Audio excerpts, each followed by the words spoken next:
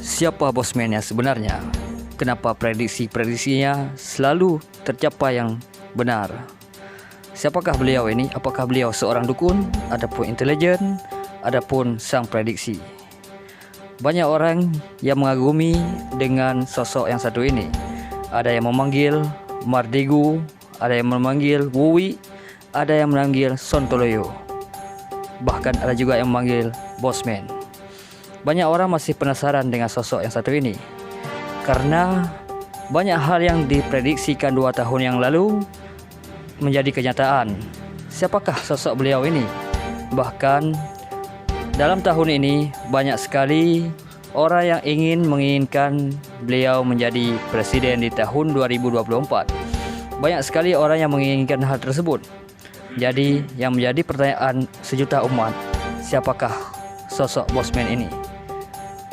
Sekolah apakah dia dan jurusan apa dia? Tapi banyak orang yang mengatakan kalau Bosman ini adalah seorang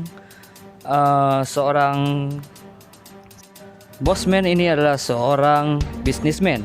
Dia mempunyai 32 perusahaan di tiap negara, bahkan di Indonesia.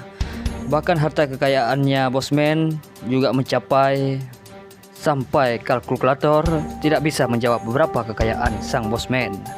Tapi yang terpenting ialah Bosman ini adalah seorang yang berpendidikan tinggi, bahkan bisa dikatakan ahli dalam filsafat.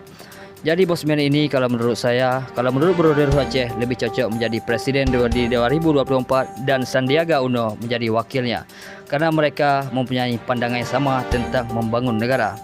Jadi kedua orang ini cocok menjadi presiden di tahun 2024 sampai seterusnya. Jadi terima kasih karena Anda telah menyaksikan video dari Brother Ruhut Aceh tentang siapa sosok Bosman. Jangan lupa subscribe channel Brother Ruhut Aceh. Sekian dan terima kasih.